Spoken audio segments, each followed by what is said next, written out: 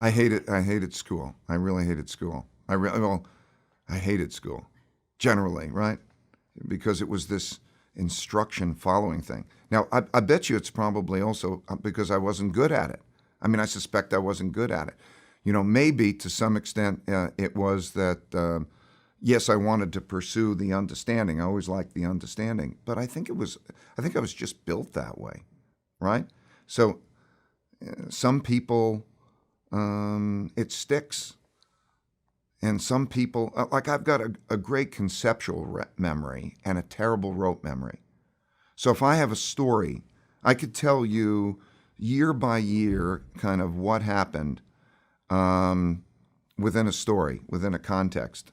But if I was to go into, like a memory-based learning, it's terrible. I have a terrible rote memory. My situation was I did terribly in high school. I hated high school. I just wouldn't study. I would remember that, my mother would send me to my room and say, "You have to study," and I wouldn't study. I would I'd do anything. I would be alone in the room. I'd find something to think about or do, and I wouldn't study. And I did terrible in high school, and I barely got into a college that C.W. Post College, which people, it was just it was a great college for me at the time. And it was only then that I could begin to pick my courses. So then I began to pick things that were interesting to me. And then it was exciting. I loved it, right?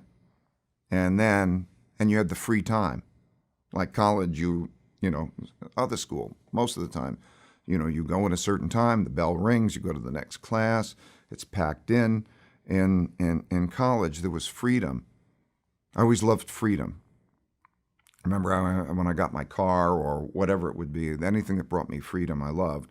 And so college allowed me freedom, the freedom to choose the subjects largely that I was interested in, the freedom of time. And so I did very well in college.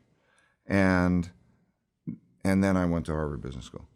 In the summer between college and going to Harvard Business School, I clerked on the floor of the stock exchange, which was in 1971 when there was the monetary system breakdown, and which was an unbelievable experience. And it was, I was wrong many times in the markets up to that, but this was one of those really telling times. So I watched it follow developments day by day up until the breakdown. And what I was seeing is that the world financial system, money as we knew it, dollars, were not being accepted. We had large debts around the world, and these dollars were not being accepted, and a big crisis. And it came to head on August 15th, 1971, when I was clerking on the floor of the exchange. And President Nixon, on Sunday night, gets in front of the television and announces the floating of the dollar. In other words, we're going off the gold standard. And at that time, money had no value except as a claim against gold, because money was like checks in your checkbook, right? It had no value, no intrinsic value. So now there was going to be the severing of the relationship. It's like now you can keep the checks, but you can't have the money that's in the bank. And so that, I figured, wow, what a shock.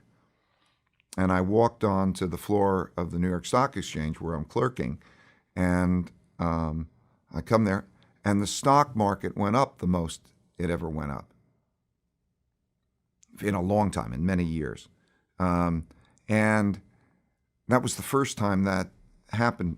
And I said, I wasn't prepared for the fact that this was a currency devaluation. People at the time, none of us, really understood the relationships because it never happened in our lifetimes before. So I started to do research. I always wanted to understand how it made sense, and I realized that there were currency devaluations that happened many times in history. So, for example, in 1933, in March of 1933, in the Great Depression, the same thing happened for the same reasons. There was too much debt, and they had to print money. And when you print money, you have this kind of effect. And these experiences then, all through my development, I found that there were many things that had never happened in my lifetime before, or the lifetime of the people that I was operating with, the marketplace. The people in the market mostly were very, very much responsive to their experiences, particularly their more recent experiences. So it was a pattern that I would see of surprise. We would be surprised because we were stuck in our presumption that our recent experiences were going to continue.